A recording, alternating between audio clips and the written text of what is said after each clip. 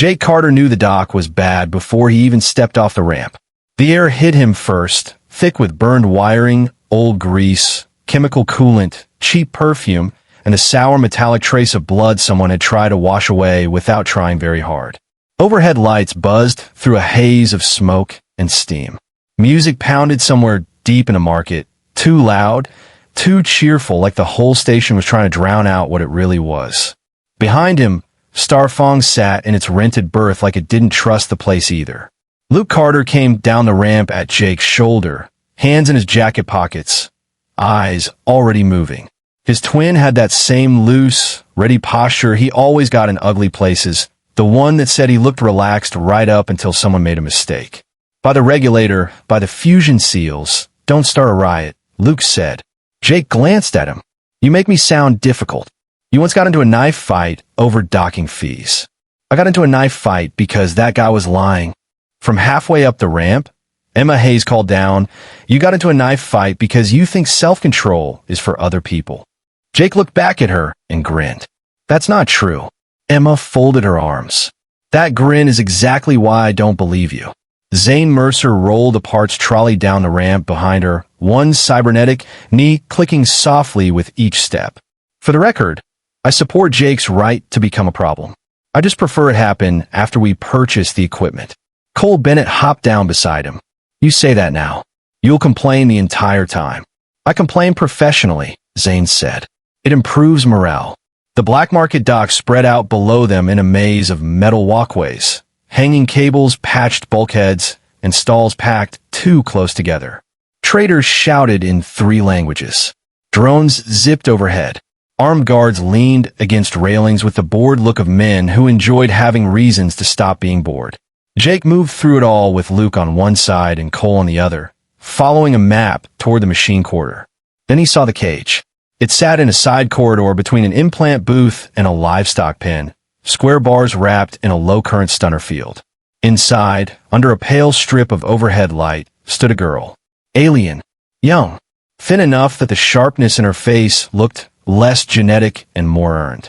A shock collar circled her throat. Her clothes hung off her in layered scraps, clean only where fear had rubbed the dirt away. An auction tag glowed above the bars. Defective. Non-compliant. Discounted as is. Jake stopped walking. Emma noticed instantly. No. He didn't look away from the cage. I haven't said anything. You don't have to. I know that face. What face? The one that empties our account. A trader in pearl gloves drifted over with a smile that somehow looked wet. Interested, Captain? She's difficult, but the price reflects that. Doesn't speak much. Doesn't kneel. Doesn't understand gratitude. The girl didn't turn her head. She stared past all of them with a blankness so complete it felt deliberate. Not emptiness. Refusal. Jake felt something ugly twist in his chest. What did you do to her? He asked. The trader spread his hands. Nothing she did not invite through resistance. Luke muttered. That answer alone makes me want to set this hallway on fire. Emma stepped closer to Jake. We came here for parts. Jake kept his eyes on the cage. I know. We need those parts. I know. And if you buy every tragedy that makes you mad, we're all going to die broke. The trader tapped the collar remote hanging from his belt. The girl flinched before he even pressed it. That was enough. How much? Jake asked. Emma shut her eyes for one brief second, then looked at the trader like she wanted to perform surgery with no anesthesia. I hate when he does this. Zane rolled up beside them and took one look inside the cage. His expression flattened into something colder than anger. I would like to submit a complaint against the galaxy. Cole crossed his arms. Get in line. The trader named a price that was too high for what he thought he was selling and far too low for what he actually had. Jake transferred the credits before common sense could get enough support to stage a comeback. The lock disengaged with a heavy click. One guard smirked and reached for the cage door. Try not to lose a hand, human. The door slid open. The girl moved. She launched forward like a spring under tension, one hand going for the collar remote, the other for the guard's throat. The whole corridor exploded into noise. The guard slammed back into the bars hard enough to rattle the frame. Cole cursed. Luke lunged sideways to block the second guard, drawing a sidearm. Emma shouted something sharp and medical that no one listened to because adrenaline had already taken over. Jake stepped in fast, not to grab her, but to keep the gun out of her line. The traitor panicked and hit the collar. The shock dumped through her body so hard it arched her off her feet. She still kept fighting. For one wild second, she broke free into the lane, silver eyes wide now. Not blank anymore, but furious and terrified all at once. She made it 3 staggering steps before her legs gave out. Jake caught her before her head hit the metal deck. She weighed almost nothing. Up close, the damage was worse. Old bruises under new ones. Healing cuts. Hunger in the hollow of her cheeks. Fear so deeply trained it lived in every muscle. She shoved weakly at his chest, still trying to get away, even half-conscious. Emma dropped to one knee beside them, scanner already in hand. Severe dehydration, malnutrition, neurological overload. Fantastic. I'm going to start charging you emotionally for this, Jake. The girl forced one eye open and looked straight at him. Not thankful, not trusting, just waiting to see what kind of monster he turned into next. Jake kept his voice low. I'm not giving you back. Something flickered in her expression then. Not belief. Maybe confusion. Maybe the first crack in it. Back aboard Starfang, Emma and Nora Blake cut the collar off in medbay, while Zane muttered inventive threats at whoever designed it.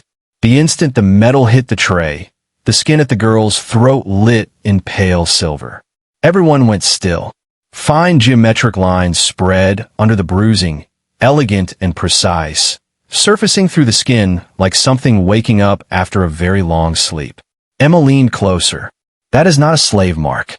The girl, wrapped in blankets now and sitting as far from everyone as possible, swallowed hard. Jake met her eyes. What's your name? Her voice came out hoarse, barely above a whisper. Lyra. Then Starfang shuddered. Alarm lights flashed red across the medbay. Somewhere below them, deep in the ship's power spine, a low pulse rolled through the deck hard enough to vibrate in Jake's bones. Tyler Brooks' voice cracked over the intercom from the bridge, stripped of all his usual calm. Jake, get up here now. Something just pinged our core from outside the station. They ran. In engineering, the air felt charged sharp with ozone and heat. The dead collar on Nora's tray had fused into warped slag. Lyra's silver markings were burning brighter by the second. On the main display, long-range space that had been empty a minute ago now carried one impossible return signal, ancient, distant, and very much awake. Tyler looked up from the board, face gone pale in the console glow. Whatever that mark is, it just called something. Luke stared at the screen. How bad? Tyler swallowed once. Bad enough that every hunter in range is about to see us. And out in the black, far beyond the dock and the trade lanes, and anything Starfang should have touched, something answered Lyra's blood. Lyra ate like someone expecting the plate to disappear if she blinked too long. She sat at the far end of Starfang's galley with her back to the wall, a blanket around her shoulders, and one hand never far from the edge of the table, like she needed proof she could push away from it fast. The ship hummed around her in its usual patched-up rhythm. Pipes clicked in the walls.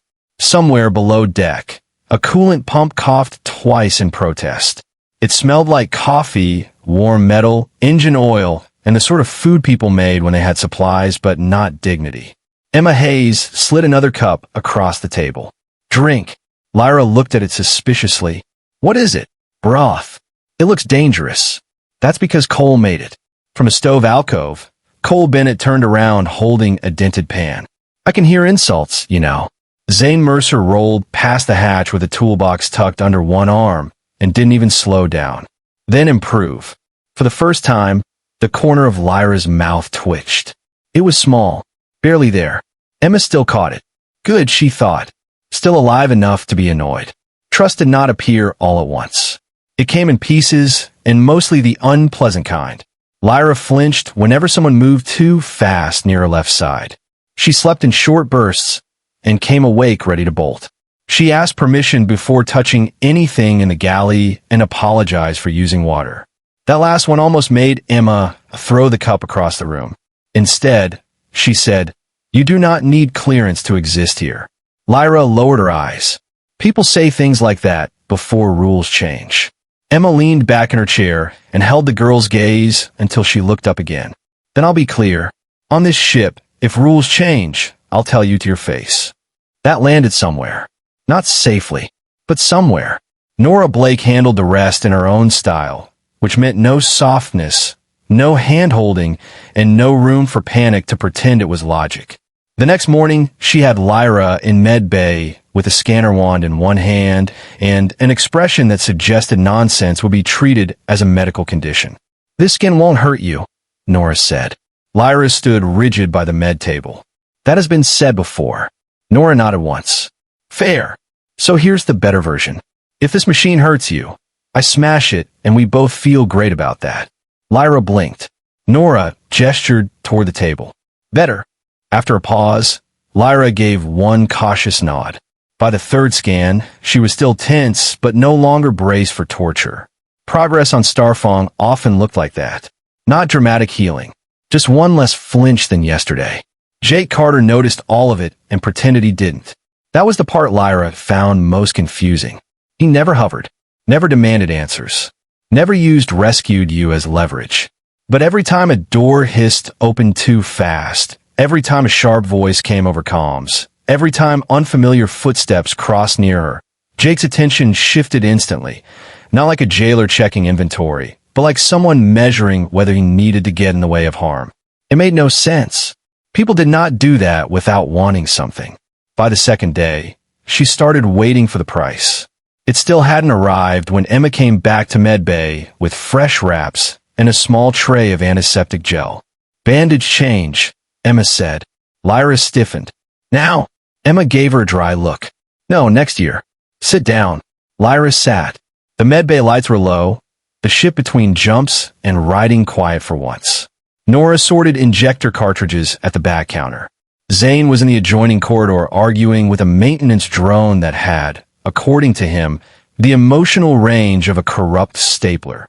Emma peeled back the old bandage from Lyra's throat carefully. The skin underneath looked less angry now. Bruising had faded from dark violet to yellow-gray, but the pattern beneath it had changed. What had first looked like buried scarring had sharpened into fine silver geometry curling down from her neck toward her collarbone. Emma frowned. That was not this bright before. Lyra's hands tightened on the edge of the bed. Nora glanced over. Can I pretend I'm surprised for morale? Emma dabbed antiseptic along the outer edge of the mark. The reaction was instant. Lyra jerked like a live current had hit her spine. A strangled gasp tore out her throat. The silver lines blazed white-hot for one impossible second, spreading wider beneath the skin in precise branching patterns. Every monitor in med bay flashed static. Then Starfang shuddered hard enough to rattle cabinets. Tyler Brooks' voice exploded across the intercom. Bridge to med. What did you just do? Emma grabbed the bed rail as the deck lurched. Very little, actually. That's somehow worse. Jake and Luke were through the hatch in seconds, both armed on reflex, both scanning the room for an enemy that wasn't there. Jake got to Lyra first. Talk to me. Lyra could barely breathe. The mark on her throat felt like it had opened from the inside. I didn't. Emma held the scanner up. It was dead, completely blank. Something reacted to the seal. Luke looked at the wall display where long-range sensor data had begun to stream itself without being asked. Guys! Everyone turned. A nearby relay station that had drifted dead and dark beside the dock ring since before Starfang arrived was waking up. One by one, old antenna arms unfolded from its hull. Window bands lit in pale silver. Rings around its core began rotating with slow mechanical purpose, throwing glints of cold light across the black. Lyra's voice dropped to almost nothing. That station should be empty. Zane wheeled into the doorway, saw the display, and sighed in deep mechanical disappointment. I'll leave for 6 minutes, and the haunted infrastructure starts networking again. Tyler cut back in over comms, sharper now. Multiple fast movers coming in from the outer debris field. They were powered down. They aren't anymore. Jake's expression changed instantly. Raiders? Looks like it. Luke was already moving. Bridge. They got there just as the first hostile signatures lit up the tactical board. Small ships. Fast ships. Raider-built hulls with cheap armor and aggressive acceleration. They weren't angling for the station. They were angling straight for Starfang. Tyler worked the board with both hands flying. They came online the second the relay woke up. Cole dropped into weapons and powered the dorsal guns. That feels connected. Lyra stood in the rear of the bridge wrapped in a blanket, face pale in the monitor light, the silver mark still glowing faintly at her throat.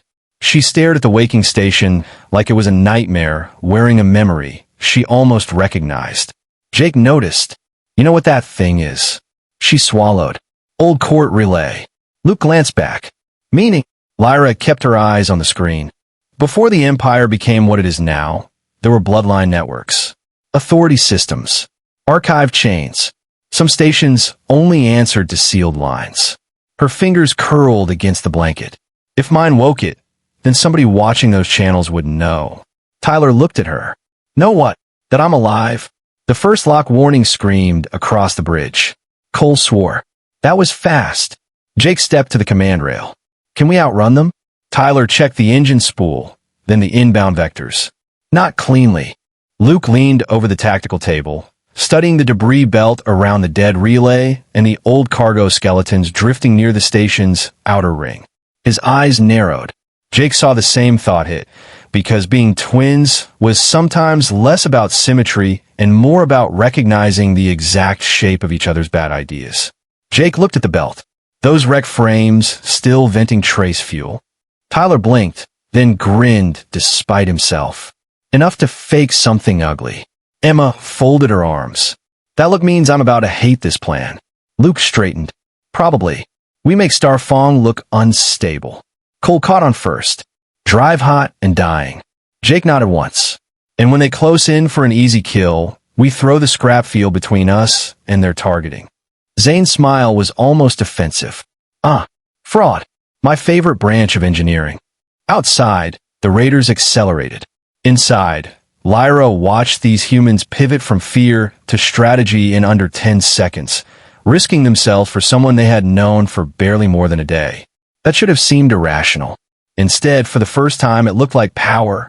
Then the relay station turned one bright silver eye toward Starfang and began transmitting her bloodline signature across open space.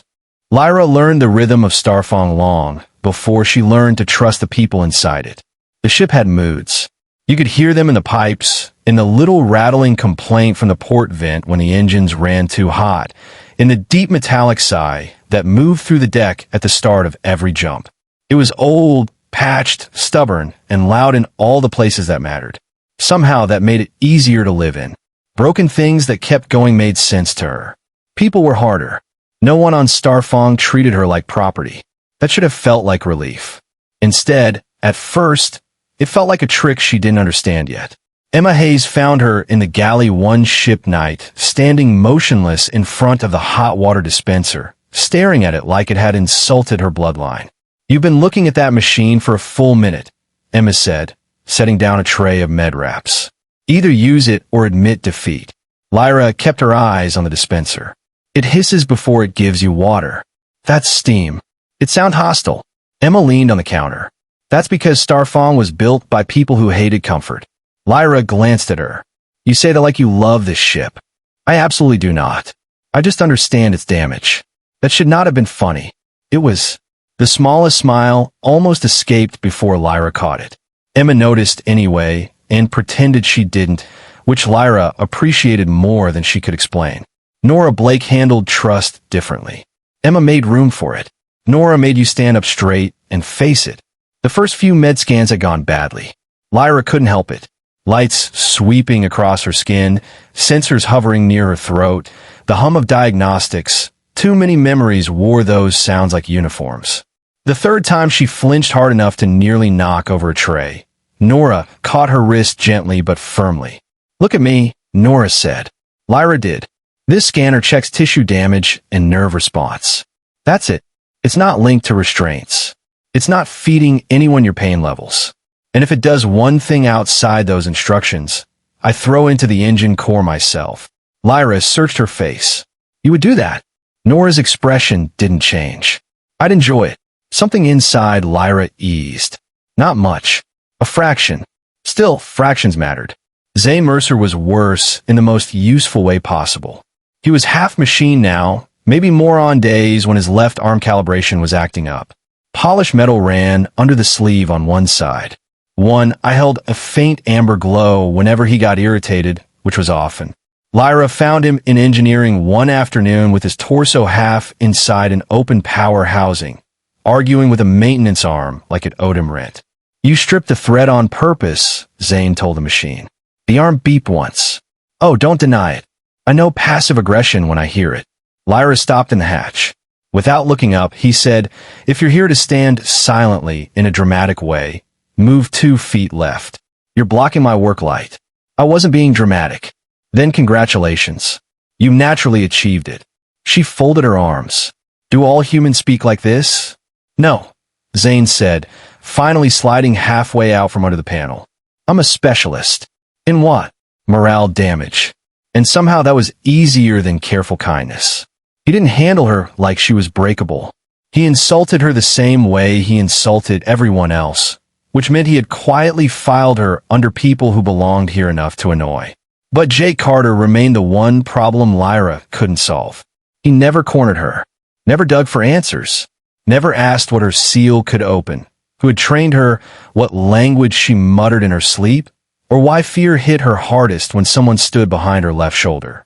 He gave her room in a way that felt almost unnatural, and yet the second danger leaned her way, he moved. A sharp voice in the corridor, a stranger in the dock queue. A customs officer staring too long. Jake never made a speech out of it. He just shifted closer, stepped in, changed angles, cut off lines of approach before threats fully formed. Lyra noticed all of it. One evening she found him in Cargo Bay 2, trying to fix a jammed latch on a storage crate with the determined frustration of a man losing an argument to hardware. You're doing that wrong, she said. Jake looked up from his crouch. No, I'm doing it creatively. It's upside down. Only from one perspective. She stepped closer, took the tool from his hand, and reset the tension spring in 3 quick motions. The latch snapped cleanly into place. Jake stared at it. Okay, Rude. You're welcome. He smiled at her, easy and warm. You've been around us too long. That was sarcasm. The smile vanished from her face before she meant it to. No one had ever said you've been around us too long like it was a good thing. Jake saw the shift immediately and set the tool down. You don't have to tell me anything. I know. Then don't. That should have ended it. Instead, she sat on the crate beside him and stared at the deck. My family sold me, she said. Jake didn't move. Not my parents, Lyra went on quietly. Not directly. Extended bloodline. Court relatives. People with legal standing and clean hands. Her mouth twisted. They called it transfer rights during the purge. Jake's jaw tightened. Transfer rights. To them, I wasn't a daughter or a witness. I was access, a bloodline seal with a pulse. The silence after that wasn't empty. It held the weight of someone listening without trying to own the pain. Jake finally said, that's not family. No, Lyra said. It was accounting. Later that same night, Tyler Brooks called everyone to the bridge. The main lights were low, the ship running dark between lanes. Static crawled across the central display in green-white bands, while Tyler worked one-handed through a broken relay decryption stream. Luke stood behind him, already dressed for bad news. Emma leaned on the tactical rail. Nora crossed her arms near the med lockers. Zane rolled in last, carrying a half-eaten ration bar and the expression of a man deeply offended by incoming data. Tell me this isn't another ghost ping, Cole said from weapons. Tyler didn't look up. Worse, it's organized. The fragmented message sharpened in bursts. Relic hunters active again. Blood-marked survivors priority recovery. Multiple sales routes merged. Keys being collected. Luke went still. Jake read the screen twice, then looked at Lyra. She already understood. They're building something, Emma said. No, Lyra whispered. They're unlocking something. Everyone turned toward her. She swallowed once. The seal lines were never just symbolic. Old systems answer to blood. Not names. Not crowns. Blood. If they're gathering survivors with active marks, then they don't need loyalty. They need presence. Tyler dragged one more fragment out of the signal, enough to make the bridge colder. Heartgate chain forming. Jake's voice went flat. How many? No count, Tyler said. Only routes. Lyra looked at the dead scanner reflection in the main display and saw it clearly for the first time. The cages. The buyers. The collars that suppressed, but did not kill. They had never wanted obedience from people like her. They wanted keys that could breathe. After the others filtered out, Emma found Lyra alone in Med Bay, standing beside the locked evidence drawer where the dead collar still sat sealed in a forensic bag. The room was dim except for monitor glow and the soft blue light from an idle scanner arm. Emma didn't speak right away. Neither did Lyra. Finally, Lyra said, very quietly, "If they ever take me again, don't let them put another one on me." Emma's eyes sharpened. "Lyra, I mean it. You're scared." "Yes." "That's not the same as defeated." Lyra turned to face her. Fear tightened every word, but the words stayed steady. "No. It means I understand them better than you do. If they catch me alive, I become a door." Emma held her gaze for a long moment. Then the ship alarm went off. Tyler's voice hit the overhead speakers, clipped and urgent. "Unknown contacts emerging starboard aft. Fast movers. No transponder. Intercept vector confirmed." Luke was already running for the bridge, and Lyra knew, with sudden sick certainty, that the hunters had finally found the trail. Luke Carter left without ceremony, because ceremony was for people who expected to come back. Starfang floated dark behind him, engines cold, hull lights dimmed to a hush. In the briefing bay, forged credentials and transfer maps glowed across the table in pale blue bands. Luke stood in the middle of it wearing a private security coat with a counterfeit insignia stitched into the collar and a new identity clipped to his wrist. Adrian Vale. Contract escort. Frontier. Transfer clearance. Archive support. Jake stared at the fake file like he wanted to punch it. "I hate this." Luke adjusted the cuff of the coat. "That's because it's good. It's a terrible plan. Most good plans are." Emma Hayes folded her arms, her expression all patience and sharp edges. "He's right, Jake." Jake looked at her. "That doesn't make me happier." "It's not supposed to." Zane Mercer rolled a data cart past the table and muttered, "For the record, I hate all of you in a deeply professional way." Nora Blake stepped forward and pressed a med injector into Luke's palm. "Use it if you start bleeding before you get dramatic about it." Luke raised an eyebrow. That sounded almost caring. Nora gave him a flat look. "Don't make it weird." Tyler Brooks was still at the console, dragging route fragments into a cleaner map. Dead relay burst only. If you send anything, make it count. Jake and Luke stood face to face for a beat. The kind of silence twins only get when they've run out of jokes and the truth has gotten too heavy for either of them to dress up. Jake broke first. "Don't do the thing where you disappear and make me hate your timing." Luke smirked. "That's not a thing." "It is absolutely a thing." Luke shrugged into the coat. "Then I'll make it expensive." He left on a customs shuttle with forged transfer papers, a dead channel beacon, and one brother trying very hard not to look like he was watching the last decent part of his life walk out the door. Enemy space was cleaner than it had any right to be. That was Luke's first real thought when the Frontier transfer hub opened around him. The station was bright, polished, and heavily managed in the way corrupt systems liked to pretend they were efficient instead of cruel. White corridors, gold trim, silent cameras, security checkpoints every 50 meters. It smelled like sterilizer, recycled air, and people who believed paperwork could make a cage feel legal. Luke's cover got him assigned to transfer security, cargo oversight, and archive escort checks. On paper, the hub handled relic relocation, labor disputes, and bloodline claims. In practice, it moved people through polished corridors and called it administration. He learned quickly, not from the nobles. They lied too carefully to be useful.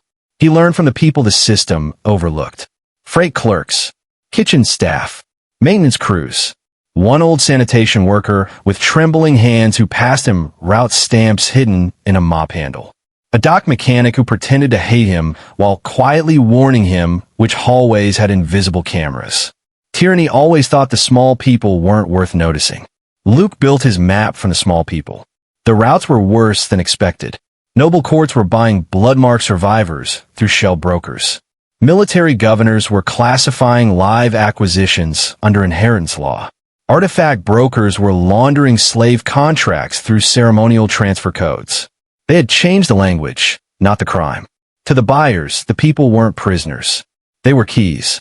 One night, Luke passed a holding corridor where the detainee tags had been renamed genealogical verification pending. That almost made him laugh. It also made him want to burn the station from the inside. Back on Starfang, waiting became its own form of violence. The ship ran dark through the outer lanes while Tyler stitched together route fragments from Luke's buried contact channels, trade anomalies, and dead relay echoes. Lyra's silver seal reacted whenever old archive scripts surfaced on the main board, brightening beneath her skin like a pulse she couldn't control. Emma tracked every reaction. Jake hated every delay. Their first real fight happened in the chart room. 3 convoy routes glowed red over the table. Jake planted both hands on the display edge. We have enough to strike. Emma was standing near the far console with her arms crossed. We have enough to know they want us to strike. Then we hit fast. Then we get baited. Jake looked at her, jaw tight. People are disappearing on those routes. And Luke is still inside enemy space because somebody has to think past the first punch. That stung because it was true. Jake dragged a hand down his face. Every day he stays in there, the odds get worse. Emma's tone softened by a fraction. I know, the fight wasn't really about strategy. It was about fear with nowhere useful to go. Lyra stood by the wall display, pretending not to listen, though of course she was. She had seen enough broken families to recognize the shape of one trying not to break. Jake and Emma weren't tearing at each other because they had lost trust. They were clinging to it while panic pushed from below. Then the message came through. Tyler was the first to notice the dead relay blink. Bridge, I got a degraded burst. The channel opened in scraps of static and broken bandwidth. Luke's face never appeared. Only his voice, thin and cut apart by interference. Jake, Emma, listen carefully. The room went still. Luke's voice came back in fragments. This isn't isolated trafficking. It's organized across courts, governors, broker fleets, all blood-marked. Survivors are being moved in sequence. Tyler tightened the signal. Sequence for what? A burst of static ripped through the line. Then Luke again, lower and urgent. They're assembling a chain. Living access points. A lock pattern.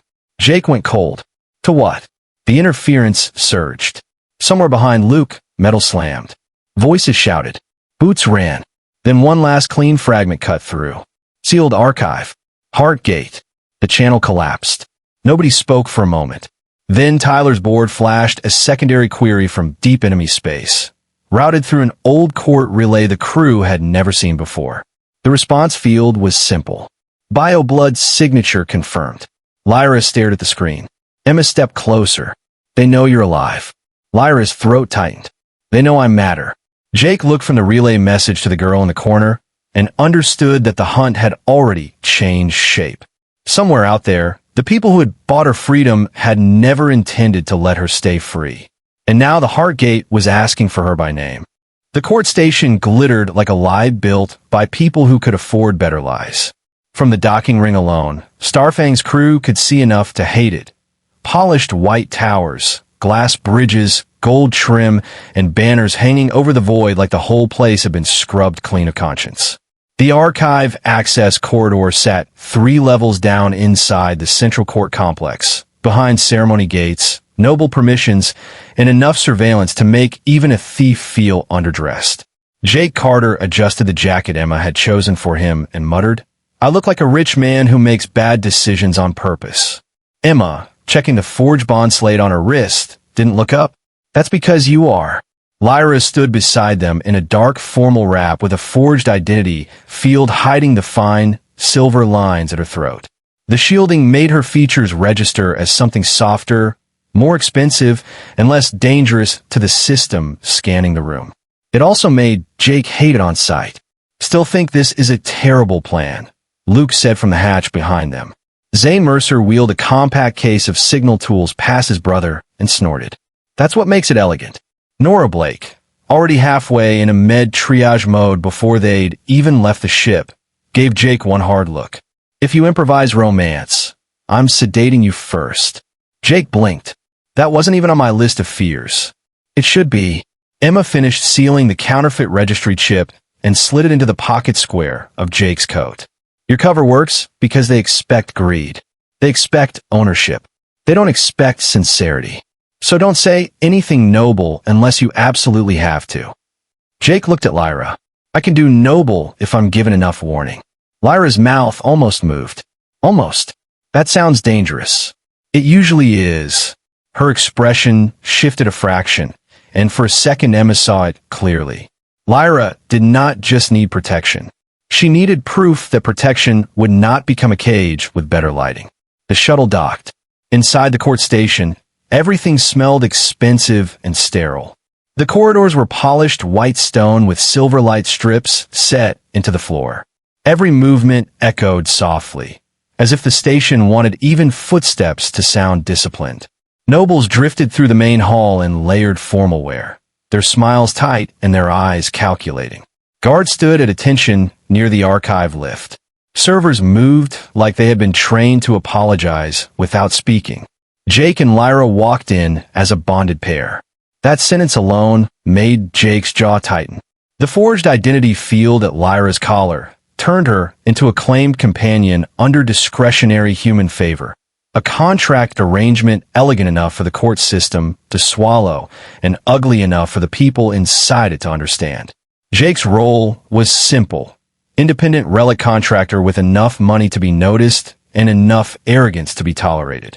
The lie was disgusting, which meant it worked. A silver-haired broker intercepted them near the central atrium with the smile of a person who enjoyed people less than he enjoyed ownership. Human contractor. Jake offered a polite nod. That's what the badge says. The broker's gaze moved to Lyra. And your companion? Lyra kept her head angled slightly down, exactly the way the forged profile advised. Jake hated how natural that looked. Lyra, he said, she travels with me. The broker smiled thinly. Of course she does. Emma's voice came through Jake's hidden comm, low and sharp from Starfang's relay feed. Archive access still 2 levels down. Keep moving. And don't let anyone put their hands on her. Jake murmured back. That last part seems non-negotiable. It is. They moved deeper into the station, into a ballroom wrapped around a central ceremonial pit full of floating light and court script banners. A quartet played something slow and poisonous.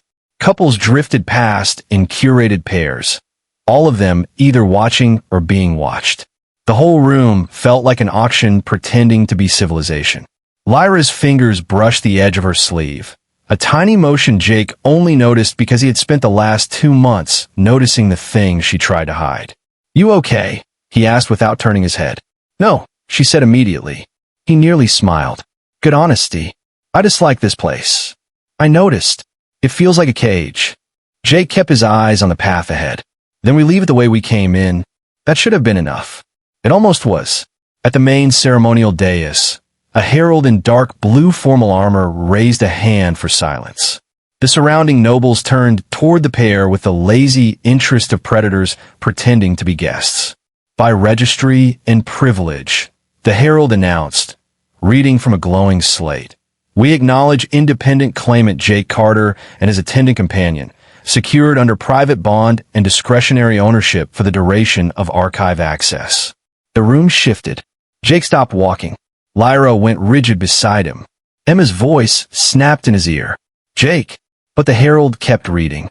Subject to the protections accorded to valued property under court custom. No. The word cut through the hall like a blade. Every head turned. Jake stepped forward, chin lifting, voice carrying now. Try again. The herald frowned. Sir, that is standard wording. That's a polite way of saying trash, Jake said. And I'm not repeating it. The room held still. One of the nobles gave a disapproving little laugh, the kind people make when they expect someone lower on the food chain to know their place. Jake looked at him once, then back at the herald. She's not property. The herald's face hardened. State your legal relationship, then. Jake did not look at Lyra for permission because he didn't need to. That was the point. He held his ground and said, clear enough for the whole hall to hear, she's here because she chose to come with me. Silence hit hard. Lyra felt it physically, not the words alone. The fact that he said them in the center of the room, in front of the people who understood exactly what those words cost. The station did not know how to process a human refusing ownership language in public. That made the moment dangerous. That made it real. The herald hesitated. Then by what standing do you present together? Jake took one step aside and opened his hand toward Lyra. Not toward the court. Toward her. By choice, he said. Something in Lyra cracked open so suddenly it almost hurt. Not because the answer was grand. Because it was simple. Because nobody had ever spoken that way about her in front of people who would understand the difference. Choice instead of claim. Companionship instead of possession. It was not enough to erase the past. It was enough to make the future feel possible. The archive access lights above them flickered from white to gold.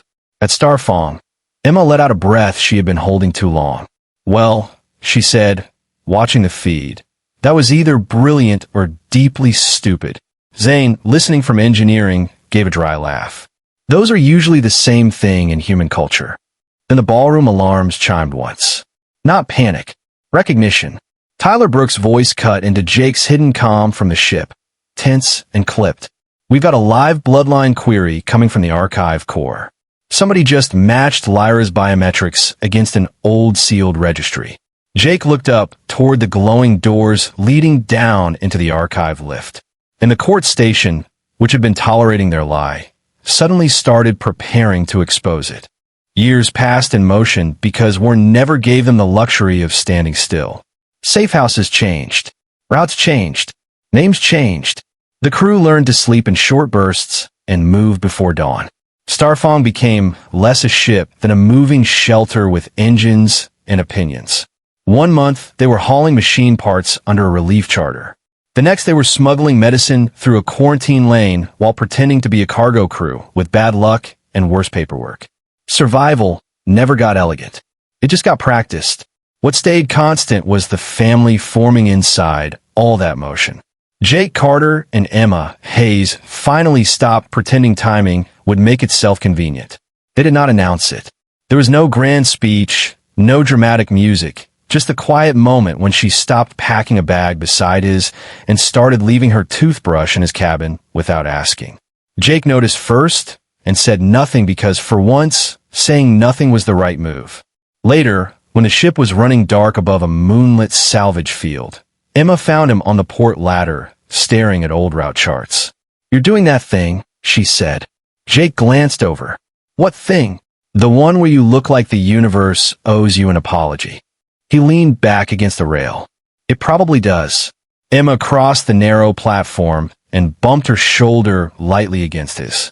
You know you don't have to keep waiting for bad timing to become good. Jake looked at her a long moment. I've been bad at waiting. I know. That was the beginning of it. Not romance in the way stories like to dress it up. Romance as a choice made repeatedly in ugly conditions. Shared watches. Shared meals. Shared silence after bad news. Emma learned how he thought by the way he moved before a fight. Jake learned how she cared by the way she remembered everybody's injuries and nobody's excuses. Lyra stayed close through all of it. She had never truly left the center of the story, and the enemy never stopped circling back toward her. Her seal, once hidden and half-buried under fear, became something more dangerous. A living link to the ancient systems the enemy still wanted to exploit. She did not like being called useful, but she had long since learned there was a difference between being used and being needed. The children grew up around that truth. Maddie Carter learned to read a coded map before she learned to spell all the names on it. She had Emma's eyes, Jake's stubborn jaw, and the habit of sitting cross-legged on the floor while adults tried to discuss whether a route was safe. She would point at a line on the screen and say, that one's a trap, with the calm confidence of someone who had spent her life hearing people lie for a living. Chloe Reed was different. Where Maddie saw movement, Chloe saw motive. She could walk into a room and tell who was hiding fear, who was performing confidence, and who was one bad sentence away from violence. Tyler Brooks taught her data before breakfast and route discipline after dinner. Nora taught her how to keep breathing when adults said words like evacuation and breach in no time. By the time she was 10, she could identify a bluff by the hesitation before it landed. Zane Mercer, somehow, only got funnier as more of his body became replaceable. That felt unfair to everyone else. The first time he showed up at dinner with a freshly retooled forearm and a smug expression, Maddie stared at the new plating and said, "You look different." Zane set down his plate. "Thank you. I've been trying to become harder to kill and more difficult to admire." "You're succeeding at one of those," Emma said. "Both," Zane replied. "I'm a miracle of modern inconvenience." Nobody ever laughed first when Zane joked. They laughed after they realized they had been surviving on his sarcasm for years. Tyler became the mind holding their operations together. He was the one who built routes from rumors, convoy patterns, traffic delays, and dead transmissions. He saw how the enemy moved assets through 3 systems before anyone else saw the shape of the hand behind the trick. He spent long nights hunched over a table of shifting overlays, one finger tracing trade routes, while another rewrote a response plan before the first was finished. "We are not reacting anymore," he said one night, rubbing sleep from his eyes. "We're predicting." Jake leaned on the doorway. "You say that like it's new. It is when it starts saving people instead of merely delaying deaths." Luke remained mostly a ghost. Sometimes he surfaced in a new scar, sometimes in a warning sent through a dead relay, sometimes with a fresh package of intelligence that no one could explain and no one had time to question. He came and went like bad weather that carried good information. He never stayed long enough to make goodbyes easier. That was just how he worked now. One night, Luke appeared at a mountain depot with blood on his sleeve and a map chip in his palm. Jake caught sight of him under the floodlight and swore. "You look terrible." Luke looked down at his coat. "You look settled." "We're both disappointed." Jake pulled him into a hard one-armed embrace that felt more like impact than affection. Luke clapped his shoulder once and stepped back like any softer version of the moment would have made them both angry. "Any news?" Emma asked. Luke tossed the map chip to Tyler. 3 transfer hubs, 1 sealed archive relay, and a convoy chain moving bloodmark survivors under new legal language. Tyler scanned the chip and went still. "This isn't just trafficking anymore." "No," Luke said. "It's infrastructure." That was the real shift. By then the war was no longer a story about one alien girl escaping a cage. It had become a fight over what kind of people got to shape the future. Whether the systems that survived would protect life, or just reorganize exploitation under a cleaner label. Whether a family built in motion could outlast empires built in blood and paperwork. The answer arrived on an ordinary evening. Starfang was hidden in the shadow of a broken ice moon. Engines low, dishes quiet, children asleep, adults pretending to enjoy a rare calm. Then Tyler's station chimed once. Not a warning. Not an alarm. A query. He frowned and leaned over the screen. "That's impossible." Jake straightened. "What is?" Tyler's expression changed as the signal resolved. An old court relay just woke up and asked for Lyra by Bloodline signature. The whole ship went still. Emma looked toward the darkened viewport. "From where?" Tyler swallowed once. "Deep enemy space." And on the screen, beneath the cold static, a single new line began to form. "Heartgate access pending." Astervale looked like the kind of place that should have been safe. Green hills rolled out under a pale afternoon sky. Orchard rose bent in the wind. Narrow lanes cut between storage barns, hydro sheds, and old family houses with paint faded by sun and weather. The air smelled like damp soil, leaf rot, and fruit that had not yet been picked. Starfang settled into the refuel cradle beside the colony field, and for one quiet second it almost felt like a homecoming. Then Jay Carter stepped down the ramp and remembered that home could hurt worse than war. People were already watching. Not openly. That would have been easier. They watched in the sideways, careful way communities did when they had learned to fear what changed the pattern of their lives. A fuel foreman Jake used to know nodded once and kept moving. Two orchard workers stared at Lyra too long, then looked away. A woman near the loading path tightened her grip on a basket and pretended not to recognize him. Emma Hayes felt the tension first. She didn't say anything at first. She just stood beside Jake and let her eyes move across the settlement the way she always did when a room felt wrong. Her expression changed by degrees. Not alarm. Worse. Recognition. This place is holding its breath, she murmured. Jake gave a humorless laugh. That's one way to put it. Lyra stayed close behind them, hood up, silver seal hidden beneath her collar and identity field. Maddie and Chloe had gone with Tyler to check the field perimeter, leaving Jake, Emma, Zane, Nora, and Luke's empty place at the edge of the landing pad like a reminder. Jake's father was waiting by the main processing shed. Caleb Carter had aged into the kind of hard-looking silence that no one wore by accident. His shoulders were broader than memory, his hands more scarred, his face more tired. He looked at Jake, then at Emma, then at Lyra, and every line in his expression suggested he had already decided this return was going to cost him something. You took your time, Caleb said. Jake stopped a few feet away. Good to see you too, Dad. Caleb's eyes flicked to Starfang. You brought trouble. Emma stepped in before Jake could make the answer worse than it needed to be. Trouble got here first. That earned a pause. Maybe not approval, but a pause was something. Inside the farmhouse, the air was stale with old memories and new defenses. Jake noticed the changes immediately. Hidden panels in the wall, a relief kit under the table, a med locker where there used to be a cereal cabinet. This house hadn't stayed untouched. It had just learned to hide its damage. At dinner, the resentment surfaced in small, sharp places. An old friend named Nora Bell arrived halfway through with a field jacket and the look of someone who had spent too many years telling the truth in a place that preferred silence. She and Jake had grown up climbing the same barn roofs and getting into the same trouble. Tom had made her sharper, not kinder. She looked him over and said, "You look like a man who missed 3 entire years on purpose." Jake snorted. "You look like you hit people for a living, only when they deserve structure."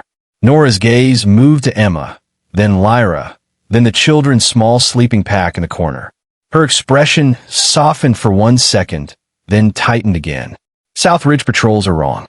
Too many passes. Wrong boots. Not colony security. Caleb's jaw hardened. Scouts. Testing routes, Nora said, watching who gets nervous. Nobody spoke for a beat. Emma set down her fork. What's under the orchards? Caleb looked at her and didn't answer. That answer was enough. Jake stared at him. The tunnels. Caleb exhaled through his nose and finally gave up the lie. Old irrigation caverns, root shelters, freight cuts from the first settlement years. They go under half the valley. Nora folded her arms. And they also go under a lot of places that would make bad hiding spots if somebody knew where to look. Lyra said nothing, but Jake saw the moment she understood why Emma had gone still. Hidden routes, civilian shelters, smuggling lanes, a secret big enough to save people and dangerous enough to kill them if it was found. Then the back door knocked. 3 quick taps, 1 pause, 2 harder knocks. Jake was on his feet before the second set finished. Caleb reached for the shotgun by the pantry. Nora's hand slid toward her sidearm. Zane muttered, "I dislike doors that arrive with a personality." Jake opened the door. Luke stood there, enemy armor under a torn coat, dust on his boots, blood dried dark on one shoulder. He looked like he had been dragged through 3 bad decisions and still refused to stay dead. For a second, Jake forgot how to breathe. Then Luke's face shifted, and all the years between them folded into one ugly, relieved second. Jake hit him hard, both hands to the chest, driving him back into the porch post with enough force to rattle the frame. "You idiot," Jake said, voice rough. Luke grabbed his shoulders and pulled him in for a brief, brutal hug. "Missed you too." The reunion ended as fast as it started, because the colony siren went off. The sound ripped through the yard and over the orchard hills. Nora was already at the window. Caleb moved beside her. Outside, the field floodlights snapped on one by one, cutting white bars through the fruit trees. At the far edge of the property, near the old irrigation trench, a concealed ground panel had collapsed inward. Lyra whispered, "They found the tunnels." Jake stepped onto the porch with Luke at his side. The first figures were moving through the orchard rows now, small and armed and deliberate. Scouts first. The rest would follow. Behind them sat Starfang, the house, the orchard, the tunnels, and every person who had ever trusted Jake to come home. Emma came up beside him and touched his wrist once. Not pleading, asking, "Run again, or stand here and make the farm the first line." Luke looked at the approaching shapes and said, "I came back in time for this." Jake took one look at the trees, the lights, the armed movement in the field, and the old wounds in the house behind him. Then he keyed the porch rail alarm and said, "Yeah." The first shot cracked through the orchard. The vault should have felt dead. Instead, it woke around them like it had been waiting for blood.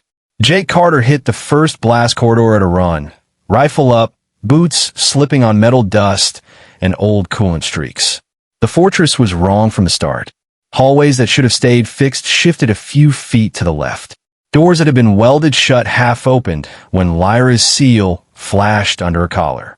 Walls breathed with pale light in veins that looked ancient and half angry. "Left side," Ryan Foster shouted. A burst of gunfire ripped through the smoke. Cole Bennett threw himself behind a broken plinth, returned fire, and yelled, "I hate rich people architecture." Zane Mercer, wedged into a shattered command panel with one metal arm buried in sparks, barked, "Then stop building your emotional life around it." Jake almost laughed. Almost. There was no time. The fortress had been built around old bloodline systems, and somehow it knew Emma's pendant, Lyra's seal, and the violence spilling through its bones. Every chamber they crossed seemed to judge them and change shape in response. A stairwell collapsed behind Luke and reopened farther ahead. A command arch turned transparent for 3 seconds, then locked again under a cascade of red symbols nobody recognized. Lyra and Emma were in the center chamber now, crouched over a relic dais covered in shifting lines of inherited code. The command archive lay below layers of old authority locks, each one responding to blood patterns, voice cadence, and some deeper signal no one had named yet. Emma's fingers moved fast across the glass panel. "This is not court language." Lyra leaned closer, eyes narrowed. "It is older. Older like archive old. Older like before the Empire started lying about who owned what." Emma let out a breath. "That's a bad family tradition." Lyra almost smiled, then looked back down and touched the seal at her throat. The mark lit in silver threads along her skin, and the whole chamber answered with a shiver. On the outer ring, Jake and Luke forced the line deeper through constant fire. Luke moved like he'd been born in bad light and stayed comfortable there. He cut across a crumbling bridge, threw a charge under a turret's spine, and kept moving before the explosion hit. Jake covered his flank, then Ryan slammed a shield panel into place beside them. "Keep pushing," Jake said. Luke glanced back. "You say that like there's a better option." "There isn't." "That's what I thought." A new wave of defenders burst from the side corridor. Cole dropped one with a clean shot, then ducked as a heavy blast chewed through the wall behind him. "We're getting boxed." "Not if I can help it," Zane snapped. Sparks flew from the console under his hands. He yanked a cable loose with his teeth, spat it aside, and slammed a manual override into the burning board. Then the chamber lights changed. Emma froze. Not from fear. From pain. Jake saw it instantly, and his stomach dropped. She clutched the relic dais with one hand and the edge of the console with the other, face gone white under the dim glow. "Emma." She inhaled sharply, then folded forward. Lyra grabbed her arm. "Emma, look at me." Emma's voice came out rough.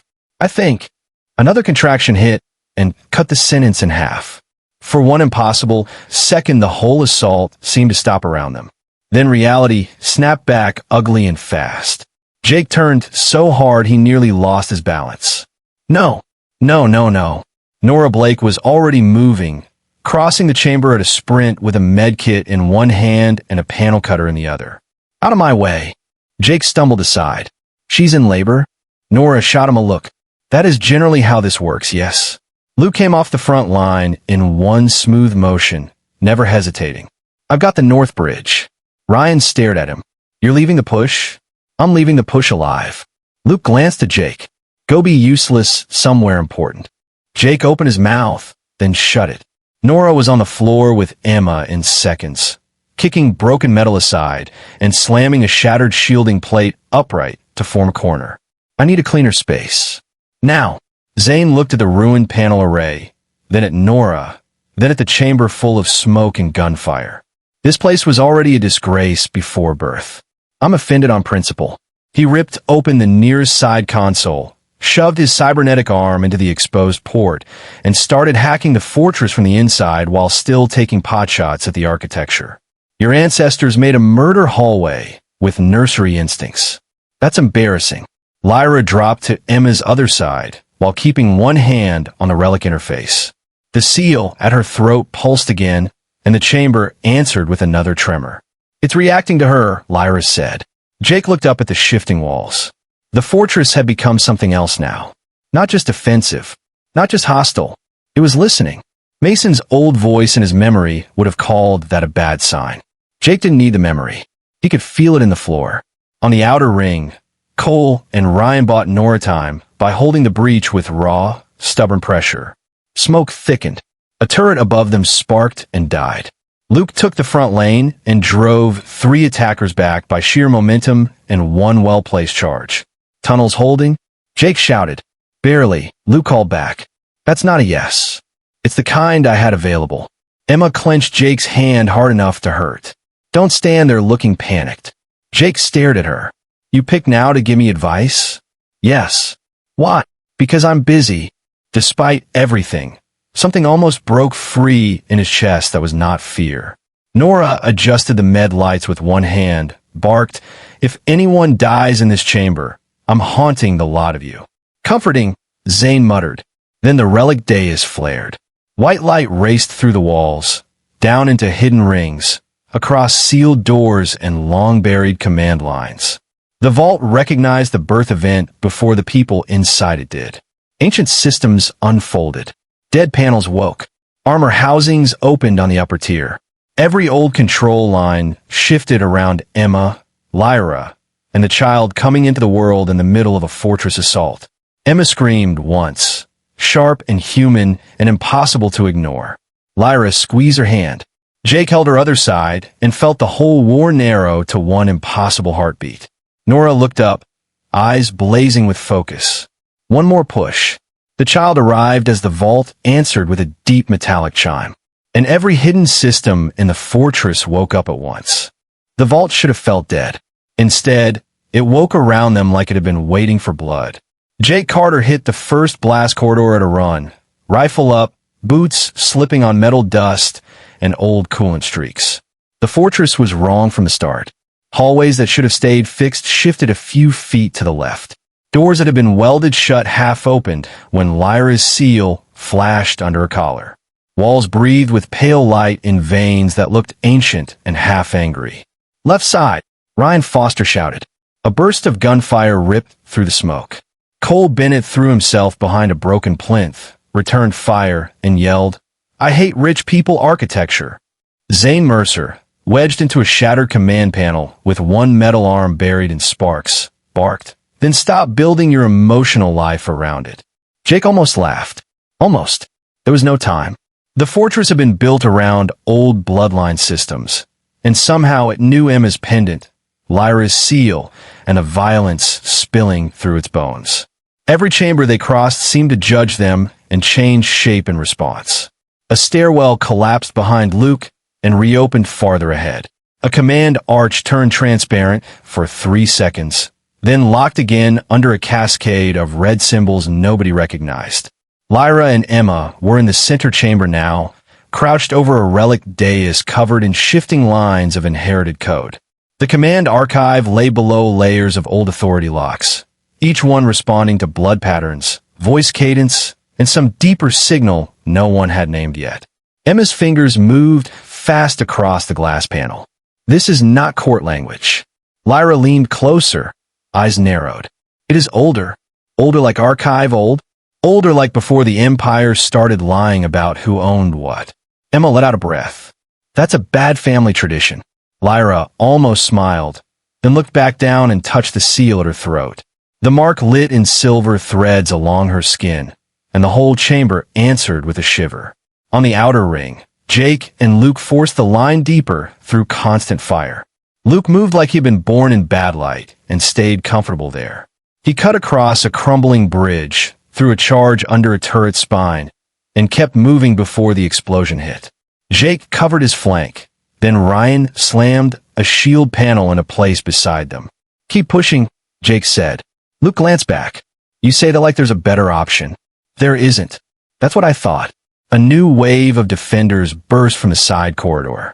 Cole dropped one with a clean shot, then ducked as a heavy blast chewed through the wall behind him. "We're getting boxed." "Not if I can help it," Zane snapped. Sparks flew from the console under his hands.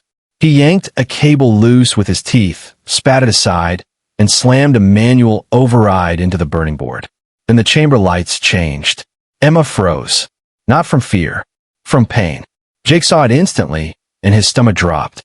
She clutched the relic dais with one hand and the edge of the console with the other, face gone white under the dim glow. "Emma." She inhaled sharply, then folded forward. Lyra grabbed her arm. "Emma, look at me." Emma's voice came out rough. "I think." Another contraction hit and cut the sentence in half. For one impossible second, the whole assault seemed to stop around them. Then reality snapped back ugly and fast. Jake turned so hard he nearly lost his balance. No. Nora Blake was already moving, crossing the chamber at a sprint with a medkit in one hand and a panel cutter in the other. "Out of my way." Jake stumbled aside. "She's in labor?" Nora shot him a look. "That is generally how this works, yes." Luke came off the front line in one smooth motion, never hesitating. "I've got the north bridge." Ryan stared at him. "You're leaving the push?" "I'm leaving the push alive." Luke glanced at Jake. "Go be useless somewhere important." Jake opened his mouth, then shut it. Nora was on the floor with Emma in seconds, kicking broken metal aside and slamming a shattered shielding plate upright to form a corner. "I need a cleaner space. Now." Zane looked at the ruined panel array, then at Nora, then at the chamber full of smoke and gunfire. This place was already a disgrace before birth. "I'm offended on principle." He ripped open the nearest side console, shoved his cybernetic arm into the exposed port, and started hacking the fortress from the inside while still taking potshots at the architecture. "Your ancestors made a murder hallway with nursery instincts. That's embarrassing." Lyra dropped to Emma's other side, while keeping one hand on the relic interface. The seal at her throat pulsed again, and the chamber answered with another tremor. "It's reacting to her," Lyra said. Jake looked up at the shifting walls. The fortress had become something else now. Not just defensive, not just hostile. It was listening.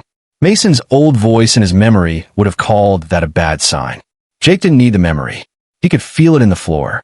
On the outer ring, Cole and Ryan bought Nora time by holding the breach with raw, stubborn pressure. Smoke thickened. A turret above them sparked and died. Luke took the front lane and drove 3 attackers back by sheer momentum and one well-placed charge. "Tunnels holding?" Jake shouted. "Barely," Luke called back. "That's not a yes. It's the kind I had available." Emma clenched Jake's hand hard enough to hurt. "Don't stand there looking panicked." Jake stared at her. "You pick now to give me advice?" "Yes." "What?" "Because I'm busy." Despite everything, something almost broke free in his chest that was not fear. Nora adjusted the med lights with one hand, barked, "If anyone dies in this chamber, I'm haunting the lot of you." "Comforting," Zane muttered. Then the relic dais flared. White light raced through the walls, down into hidden rings, across sealed doors and long-buried command lines. The vault recognized the birth event before the people inside it did. Ancient systems unfolded. Dead panels woke. Armor housings opened on the upper tier. Every old control line shifted around Emma, Lyra, and the child coming into the world in the middle of a fortress assault. Emma screamed once, sharp and human and impossible to ignore. Lyra squeezed her hand. Jake held her other side and felt the whole war narrow to one impossible heartbeat. Nora looked up, eyes blazing with focus. One more push. The child arrived as the vault answered with a deep metallic chime. And every hidden system in the fortress woke up at once. The chamber around the Genesis heart felt less built than remembered into existence. Black gold ribs curved overhead like frozen waves. Veins of white light moved through the walls in slow pulses, not quite machinery and not quite living tissue. The air smelled hot, metallic and old, like a storm trapped inside a cathedral. Every step Jake Carter took across the floor seemed to wake a different seam of light beneath his boots. At the center of it all stood the Overlord. He was no longer fully a man. Armor, flesh, and stolen command hardware had fused into a throne-like shell that rose behind him in hooked white arches. Dark conduits sank into his spine and shoulders, carrying power from the Genesis heart into the body that had stolen it. He looked less crowned than entombed, a ruler held upright by the machine he had abused too long. Lyra stopped short when she saw him. All the old fear in her face hardened into something sharper. "You," she said. The Overlord's voice came through a layered speaker lattice, smooth and rotten at once. "You were meant to open this for me." Lyra's seal flickered under her collar. "You don't get to call that opening." Jake moved one step in front of her before he even realized he had done it. Luke took the right flank, eyes locked on the control seams around the throne shell. The two brothers did not mirror each other. They never did. That was what made them dangerous. Jake moved with pressure and timing, forcing attention. Luke moved like a blade, cutting through the spot no one noticed until it was too late. Emma stood near the inner relay platform, one hand pressed to her temple as if listening to something only she could hear. For days, she had treated the visions and archive echoes as noise. Now she lifted her head, and her expression changed. "There," she said quietly. "He's routing command through the old bloodline lattice under the floor. Not just the throne." Tyler's voice crackled over the bridge channel from Starfang, dry and focused. "That's a lovely sentence to hate." Nora answered from the rear med position. "If any of you die before this is over, I'm billing the universe." The children were there too, because there was nowhere left to hide them from history. Maddie crouched behind a broken relic pedestal with a scanner in both hands, while Chloe held a med light and watched the far corridor with a face too calm for her age. Ryan stayed close to them, not as a bloodline heir, but as the man who had decided the line would not belong to monsters anymore. "Stay low," Ryan said. Maddie didn't look up. "That's not a plan. It's a start." Zane Mercer's voice came through on an open side link, distorted by static and sparks. "I have excellent news. The Overlord is technically a piece of corrupted infrastructure." Jake nearly laughed in the middle of the firefight. "You're enjoying this too much." "I am enjoying the software violation, yes." The chamber exploded into motion. Enemy guardians dropped from upper ribs in black armor and pale optics. Jake opened fire first, driving them back toward the left bridge. Luke cut across a lower seam and planted a charge in the base of a support spine. The blast didn't collapse the chamber. It did something smarter. It made the enemy reposition, which was all the twins needed. "High right," Luke shouted. Jake ducked as a beam burned over his shoulder. "Seen it? Then stop standing where it wants you." That advice is deeply annoying. Still accurate. Emma closed her eyes, then looked past the immediate fight and into the moving geometry of the chamber. She began calling what she saw before the enemy could finish shaping it. "Not that node. 2 meters left. He's using the old underlayer. The seal will answer if you force it." Lyra moved beside her, silver lines under her throat brightening. "You can read it?" Jake asked. Lyra's jaw tightened. "I can feel where it hurts." That was enough. She pressed one palm to the relay surface. The hidden line beneath the chamber flared once, then again, reacting to her seal like a lost system remembering its own name. For one breath, the whole vault seemed to hesitate. The Overlord noticed. He turned with violent speed and slammed a command pulse through the chamber. The floor shuddered. White force slammed outward. Jake hit one knee. Luke skidded back against the support arc. Ryan grabbed Maddie and Chloe and dragged them tighter behind cover just as a line of sparks ripped through the pedestal above their heads. Nora swore and shoved a med shield into place. "Move. If it explodes, I want distance from the cleanup." One guardian broke through the smoke toward the children. Ryan stepped into it without hesitation, shoved the first strike aside, and drove his blade into the joint seam. It dropped. He did not celebrate. He just said, "Not today." Tyler's voice sharpened over comms. "I've got the battle lattice. Give me 10 seconds and keep them off the center." 10. Zane shouted. In this economy? Then the systems around the throne changed. Zane had found the nervous system. The chamber lights blinked once, then twice. Red sigils crawled over the Overlord's shell.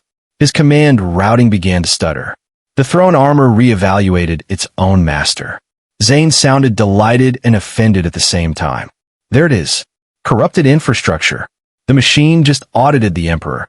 The Overlord roared, not with a human voice, with layered force and static, and something deeply angry at being seen clearly. The throne shell opened along its side, and a wave of dark energy rolled outward. Jake felt it like a hammer in his chest. Emma lifted her head and spoke with absolute certainty. Now! Jake and Luke moved at once. Not the same move. Never the same move. Jake forced the enemy's attention high, firing into the exposed command seams while stepping in just enough to keep every defense aimed at him. Luke dropped low under the arc and drove a charge into the lower lattice where the bloodline routing fed the shell. The twin motions split the chamber's focus. 2 angles. 1 opening. Lyra saw it and hit the relay with the flat of her hand. The seal on her throat lit silver white. The Genesis heart answered. A column of light erupted from the center of the chamber, not exploding, but choosing. The Overlord's throne shell recoiled. Every false command strand in the room flashed red, then snapped in on itself. The ancient systems no longer recognized him as rightful authority. They recognized him as interference. The heart rejected him. The shock ripped through the chamber like thunder with no sound. The Overlord screamed as his stolen power collapsed, his shell splitting from the inside, dark conduits tearing free in burning arcs. The chamber floor beneath him opened in bright rings, refusing to hold him upright another second. Maddie stared eyes wide. It picked her. No, Emma said, watching the light rise around Lyra. It picked us. And then, beneath the roar of failing systems and collapsing command lines, another signal began to form on the outer screen. Not from the battlefield, from beyond known space. Victory arrived in pieces. Across the freed systems, prison ships lost power one by one and went dark against the stars. Command relays failed in long, blinking chains. On factory moons and in underground shelters, people stepped out into a morning they didn't fully trust yet. Some cried. Some just stood there with their hands over their faces. A few laughed in the stunned, disbelieving way people do when pain finally loosens its grip. At the shattered fortress, the family stood together without the next gunshot deciding where to look. Jake held his newborn son against his chest, while Emma stood close enough to steady both of them without making a show of it. Maddie hovered at Jake's knee, one hand gripping the edge of his jacket like she needed proof he was still there. Chloe leaned into Emma's side with the tired caution of a child who had learned not to relax too quickly. Kai was on the step beside them, already pretending not to be emotional while staring at the baby like he'd just witnessed the universe make one decent choice. Luke stood beside Jake again, no armor, no stolen identity, no enemy colors on his back. He looked exhausted. He looked real. That was enough. Jake glanced at him and gave a short, broken laugh. You took your time. Luke huffed once. You're welcome. Emma let out a breath she'd clearly been holding for days. Both of you are terrible at returning calls. That's because we're busy surviving, Luke said. Zane Mercer rolled in from the lower stair, carrying a ration crate against one metal shoulder and a face full of permanent skepticism. If this is what peace looks like, I'd like to file a complaint with whoever designed it. That's rich, Emma said. Zane, set the crate down.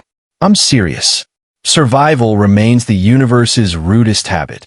That got the first real laugh. It came out of Jake before he could stop it, rough and surprised, and once it happened the whole courtyard seemed to loosen a little. Food started moving from hand to hand. Soup in chipped metal bowls. Bread wrapped in cloth. fruit from the orchard trees that had survived the fighting. Someone had even found a kettle and managed to make tea that tasted like victory if victory had been brewed by exhausted people with bad tools.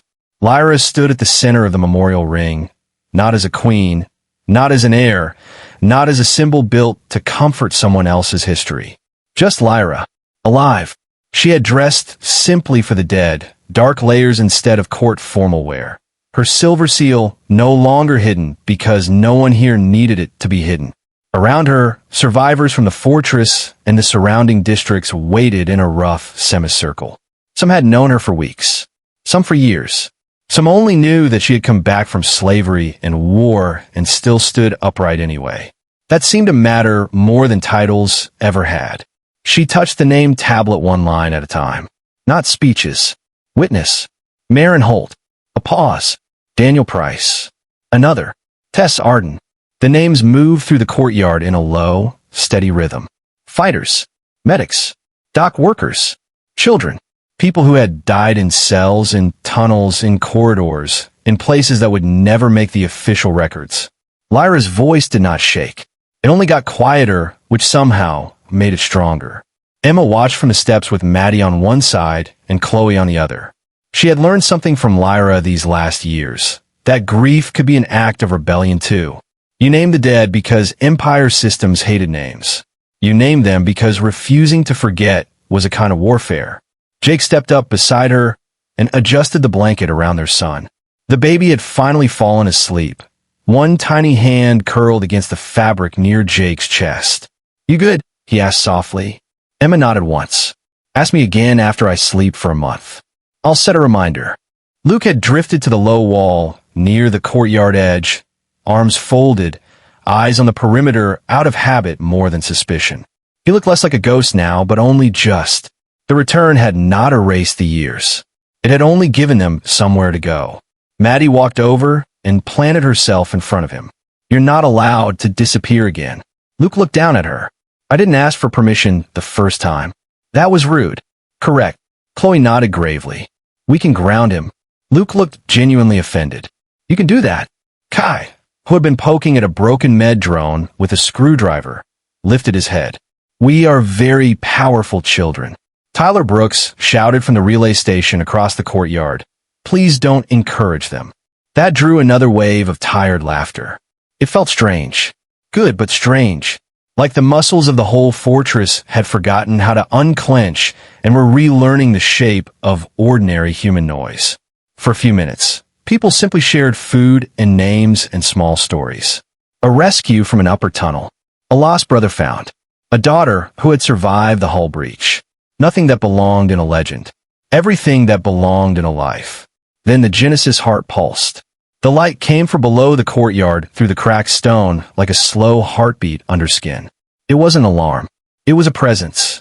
Every pendant fragment, every archive shard, every relic interface in the fortress answered with a thin shimmer of reaction. Conversations died. Heads turned. Tyler's voice snapped over comms. "I'm getting a live signal. Not local." Emma straightened. "Source." He was already searching, far beyond mapped lanes. Lyra lifted her head first. The memorial light reflected off her seal. Her face changed in a way Jake immediately recognized as bad news wearing old memory. "That's not random," she said. Luke stepped off the wall. "You know it. I know the shape of it." Lyra swallowed. "It feels like the old court relays. The ones that only wake for bloodline recognition." Zay made a low sound from the crate line. "Wonderful. The haunted antique is calling collect." The signal sharpened. Tyler's display filled with a pattern he couldn't parse fast enough. "It's requesting access by signature." Jake looked from the screen to Lyra, then back to the rising light from the heart below the courtyard. For a brief second, all the peace they'd just stolen felt like something waiting to be interrupted. Emma's hand found his wrist. Not fear, not comfort, a brace. The transmission began to resolve. A static voice, cold and distant, pushed through the relay. Archive condition unstable. Heartgate sequence incomplete. The courtyard went still, and then the next line hit the screen. Lyra's bloodline had been found again. The archive ship drifted in its cradle of light like a saint no one had bothered to canonize. Centuries had not softened its edges. The hull still carried the scars of rail fire and vacuum shrapnel. Inside, though, everything had been preserved with obsessive care.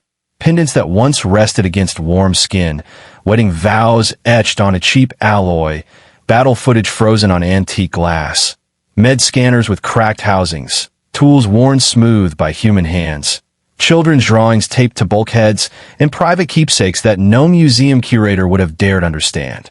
Mara Carter walked beside her brother Eli through the central gallery and kept touching the rail as if the metal might vanish under her fingers. "Don't break reverence," Eli muttered. Mara shot him a look. "You brought chewing gum into a sacred archive." "It's mint," he said. "Different category."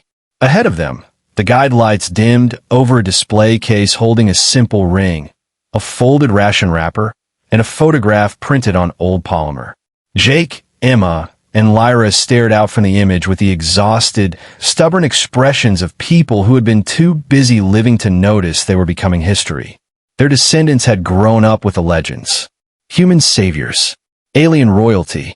The family that stalled an empire with nerve, luck, and impossible decisions. But the archive told a much better truth. It showed Jake asleep in a chair with a child on his chest and a blaster still in his lap. It showed Emma laughing with her hair half tied up, one boot off, and a grease stain on her sleeve. It showed Lyra stealing tea from a command table and glaring at the camera like she had every right to be rude. It showed them tired, jealous, teasing, tender, and occasionally so petty that two different logs recorded a 30-minute argument over who had eaten the last pastry. Mara paused at a display of hand-scrawled notes. "Wait," she said, reading aloud. Jake wrote, "If this mission works, I'm taking a nap longer than a war." Eli snorted. "That is a heroic promise." "No," said a dry voice behind them. "That is a rookie promise." They turned. A preserved personality shell of Zane Mercer hovered in the side alcove, projected from an old archive spine and maintained by generations of respectful software nightmares. His hologram looked older than the galaxy and more annoyed than both of them. Mara pointed at him. "You're still active?" Zane's projection narrowed its eyes. "I prefer persistently inconvenient." Eli grinned, despite himself. "You've become a relic. I was a relic when I was alive. At least now, I don't have to pretend to be polite." That earned the first full laugh in the chamber. It bounced off the white walls and the silent cases and the names engraved into the floor panels. Even the younger heirs, standing in their careful black coats, smiled despite the solemnity they had been instructed to maintain. The room had expected worship. Instead it got family. They moved deeper into the archive where the most protected vault waited behind layered seals and a pair of old biometric locks that still recognized descendants by blood and by thermal pattern. Inside were the objects no public monument had ever shown. Emma's braid ribbon, a packet of training cards covered in doodles, Lyra's broken court pin, a cracked comm bead, a tiny car toy ship made by one of the children, and the final field journal Jake had kept until the day he died. Mara lifted the journal with both hands. The first page was not prophecy. It was laundry, then repairs, then a complaint about missing socks, then a note from Emma in the margin telling him to stop being dramatic and finish dinner. The pages were crowded with maps, battle annotations, baby footprints, jokes, and an entire section titled Things That Try to Kill Us, which was rude. Another page held a list of small victories. One rescued convoy, one repaired hull seam, one nightmare survived, one laugh at breakfast. Eli read over her shoulder. "That's it. That's the point," Mara said softly. Across from them, a curved display played restored footage from the old war. Not the polished speeches, not the hero cuts, the real material. Jake arguing with a broken turret while Emma laughed at him. Luke teaching one of the children how to strip a relay panel. Lyra and Chloe trading insults over a map table. Kai falling off a loading crate and pretending he meant to do it. Maddie, older now in the recording, explaining that courage was just fear with a job. Mara felt her throat tighten. All her life, she had heard the old line repeated in academy halls and campaign speeches. Humans soul-bluffed the cosmos. She had assumed it meant deception. Stratagem. A grand trick. Now she understood. They had not bluffed by pretending to be gods. They had bluffed by being ordinary longer than fear could remain useful. They kept showing up with burned hands, bad sleep, bad jokes, and impossible loyalty. They made the universe misread them because it kept expecting perfection and getting people who refused to quit. Eli touched the edge of a child's drawing pinned near the viewport. It showed 3 figures holding hands under a stupidly large star. One had a crown. One had a scar across the cheek. One had a mechanical arm drawn in glitter ink. "We really did come from them," he said. Mara smiled, then looked at Zane's projection. "You knew all this." "Of course I knew all this," Zane said. "I was there for half the poor decisions." "Any advice?" Eli asked. Zane's expression turned almost gentle, which on him looked like a software glitch. "Yes. Don't try to be worthy of legends. Try to be worth remembering when the lights go out." A hush passed through the archive. Then every pendant in the vault warmed at once. The preserved relic lights flickered. The old battle display stuttered. A buried signal beneath the archive ship's core clicked awake, deep and slow, like something moving in its sleep after a very long dream. Mara turned toward the darkening viewport. Beyond the hull, the stars shifted. Not metaphorically, actually shifted, sliding by a fraction as though space itself had taken one careful breath. Eli whispered, "Tell me that the lens fault." Zane's hologram went still. "No," he said. "That's history getting restless again."